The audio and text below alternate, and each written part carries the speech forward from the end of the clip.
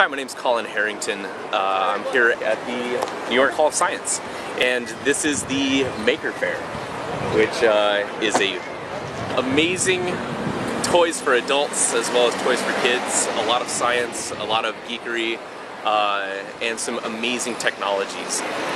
This is a very unique and amazing opportunity for the project that I'm here working on with Lisa Park called Anoia, which is, as you will see, a cymatic installation using an EEG to compose music in real time and display that music in a ground network of 48 speakers of different sizes, where you will be able to visualize the sound as the waves in water.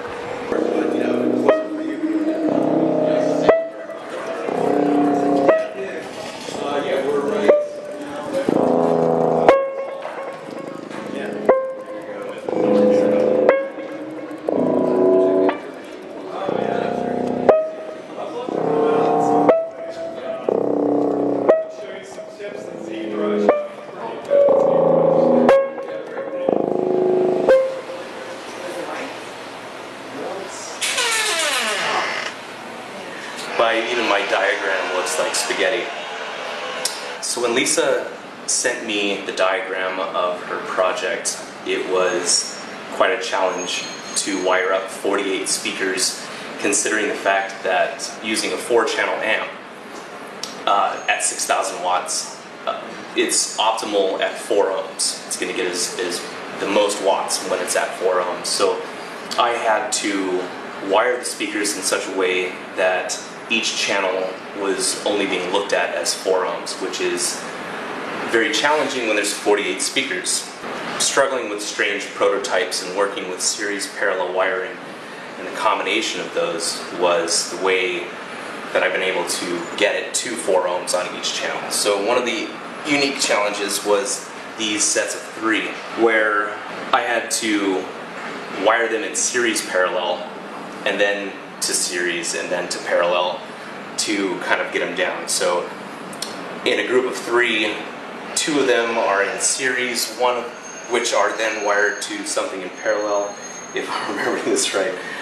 So I'm getting it down to 2 ohms, and then series 2 groups of 3 together to get 4 ohms, and then series 2 groups of 4 ohms to get 8 ohms, and then parallel those back down to 4 ohms. So 24 speakers ending in 1 channel at 4 ohms. We've gone through about almost 200 feet. Yeah, more than 200 feet of speaker wire, which is it's a lot. Originally, Lisa was using these stereo 20-watt amplifiers, 20-watt RMS out of each channel, so probably 40 watts peak per channel, which is probably why these are a little bit more powerful. But with the series parallel wiring, able to, instead of having multiple of these small amps, going with the 4-channel big amp, which is going to be a lot more convenient, especially because there's only 1 power plug in that 1 amp, and it's controlling everything, which is nice. They're 8 ohm speakers. Everything is 8 ohm speaker across the board. Amp does best at 4 ohms. The inner circles of 8 speakers were a little bit easier. So 2 of the largest speakers in series to get 16. And then I had 4 groups of 16, which I paralleled 2 groups into 8, and then together into 4. And these are so difficult. It also doesn't help that this particular 14 gauge is not color coded. I mean, there's no stripe on it, so you have to be really careful when you have long lengths of it that you are keeping track of what side is what. Not that it would really matter if it was only going to 1 speaker, but since it's in a chain, it matters very much. So this is part of the outer ring 6-inch speakers, 3 of them, and there's 8 groups of 3 as you go around the circle. Now to get the proper ohmage, it's 2 of them are in series, and then those are locked in parallel with another one. So in series, when you're going from positive to negative, the color coding on the wires is meaningless, and it's a little bit confusing. So for anyone, for Lisa or any of her helpers that are helping set the stuff up, we're putting color-coded dots. Now, it's not necessarily for positive or negative, but blue goes to blue. That's a no-brainer. And then you can look in these, and I've got gold and silver, and on this one I've got yellow and green. That way, when all of the wires are wrapped in their gaff tape sheath, the line will just come out to here and then stop right in the middle, where all of these little connectors will come out. And in fact, since I've already color-coded these, I can unplug all of this without having a mini heart attack on exactly how it was put together in the first place. So it'll be really, really easy to find exactly what wire goes to what. Did you see that, Lisa? That's the first time I just disconnected everything and put it all back together? Yeah, I saw it. So that's how easy it's going to be for you in the future. Like, right. You don't even have to think about, like, unless those little dots fall off. Yeah, I agree. I know that. Yeah. But we gotta, the point is we gotta put the tape so that when it vibrates, it wouldn't fall down. You can do it. Maybe the other way around. Yeah. Go here.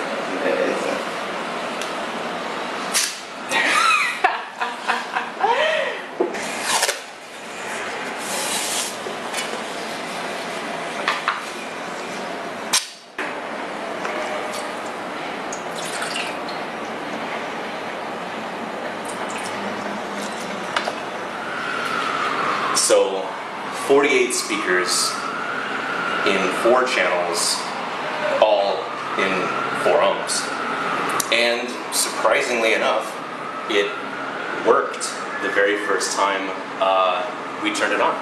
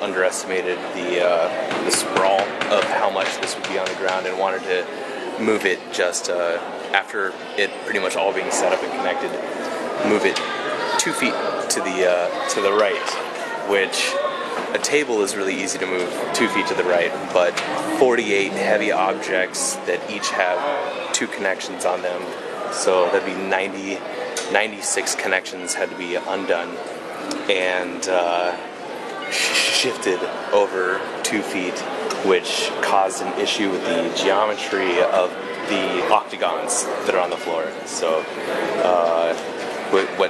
moving something over 2 feet seems simple, but in this case it's an extra hour and a half. But I don't know, we're getting it done.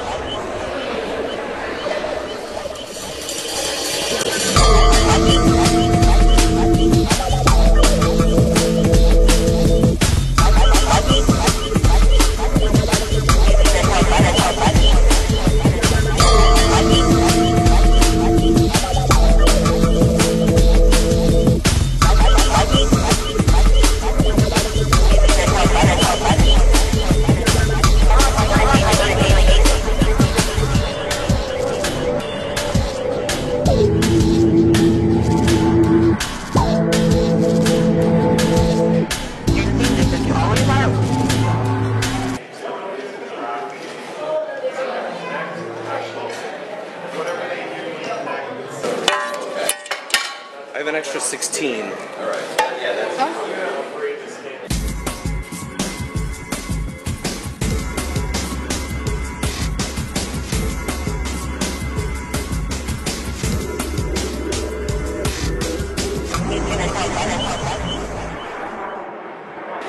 all right. So, even though the entire project was working last night when we were setting it up, right now doors are opening and it's not working.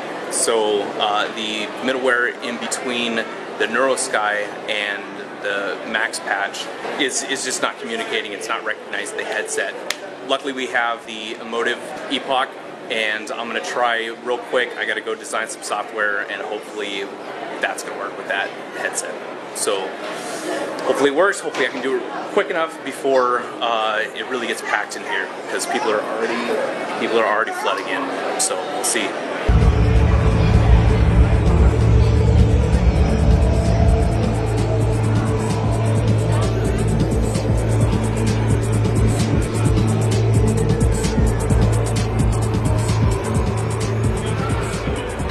I'm adding in new instruments. What I did is I created a note off message every time you change instruments, because they started to accumulate a little bit too much.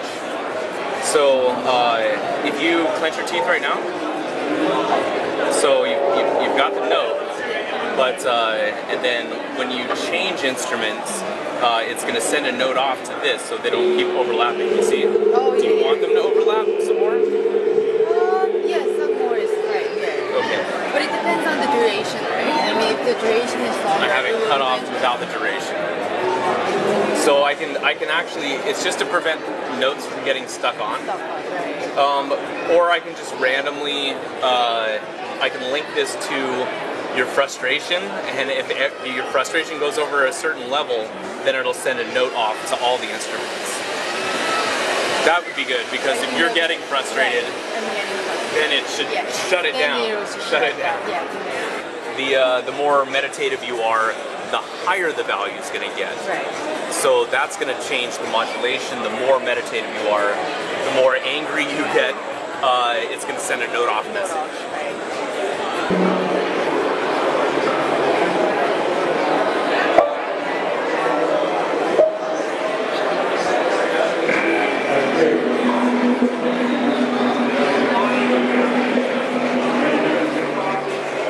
Alright, so good news, it didn't take very long. Luckily, it's a little bit of a different communication between middleware, between the NeuroSky and the Emotive headset.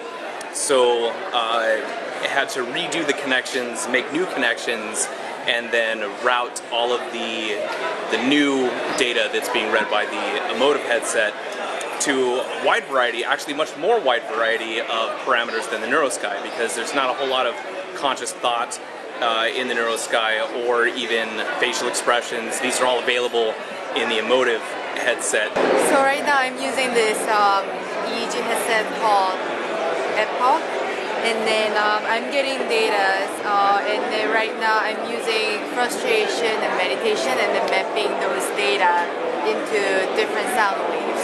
It's constantly changing the soundtrack, the different sound. It's being modulated by the medication. Got the whole routing up. I've removed all of the automatic stopgap measures that I put in there, and now all of the emotions are controlling pitch. They're controlling the note and the speed of the note that the note changes. I can either lock it into key or have it go into disarray if there's an extra level of frustration present. Notes can be layered. The routing is even easier. While I was working with it, mapped it to just so many different elements of the synthesizer patch. So modulation, echoes, dissonance, the length of the note that's playing, even the envelope, the ADSR is also changing. I'd say there's about 12, 13 different parameters that are now mapped to not only what notes and how the notes are playing, but how the synthesizer is being modulated. And that way, you never quite hear the same thing unless Lisa can perfectly replicate her mental state at two different times, which is very difficult in general for like a yogi, I can imagine. But in an environment like this, it keeps it fresh. You can clearly see there's a projector on the back wall that is showing the EEG data, and it is showing how that is being mapped.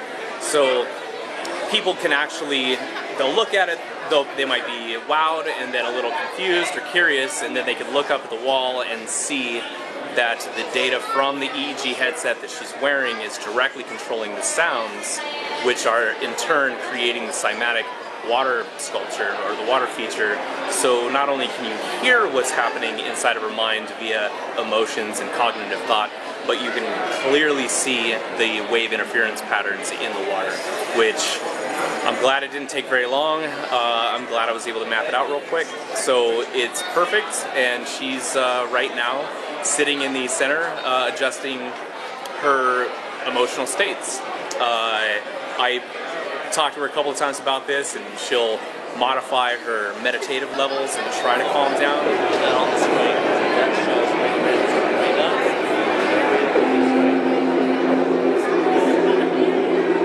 Not only can you hear what's happening in her mind, to hear the way she's feeling and hear what she's thinking when there's certain stabs of the synthesizer, but you can clearly see that in the 48 different size speakers that are on 4 different channels, so different groups of them will react differently at different times, where you can isolate different aspects of her emotions or controlling different groups of speakers. I created this piece for like a meditative reason, and then it's funny because like this is like an environment where there's so many people here, crowded, and then like I'm getting really anxious right now, and then also frustrated. It's hard to really concentrate and meditate, so I'm having the balance right now, trying to find the balance to kind of make sure that I'm in a good state.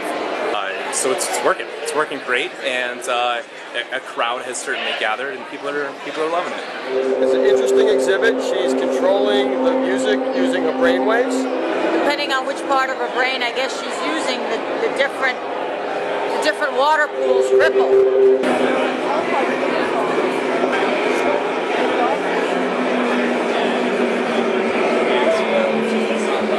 The Maker Faire is a very unique environment to display interactive multimedia technology, not only for collaborative works, but just getting to see what other people are designing, what the new, latest, greatest types of technology and art and entertainment that is coming out, being able to network with other people that are in this type of field, and being able to display the project to people who are specifically looking for what's new, what's different, what's beyond what they had previously imagined is possible.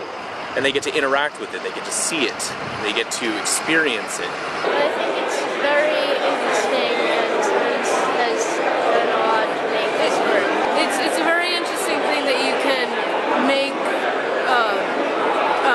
motion and actions with your brainwaves through speakers, and that you can read what she's thinking on the screen and all. It's very cool. It's hard to imagine how this is done, where brainwaves are transcended into music.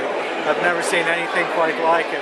It's one of the joys of coming to Maker Faire, of seeing these imaginative, beautiful people coming up with music and ideas that will take into a next generation of people like these kids and do something amazing.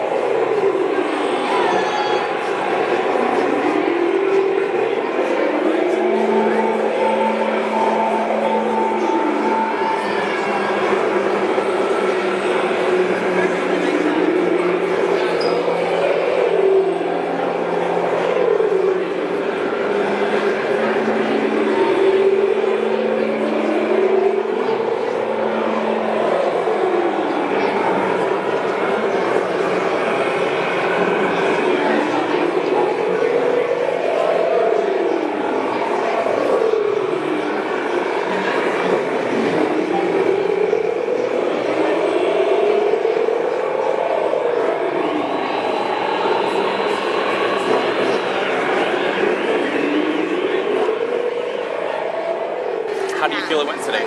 Oh, I think it really went great.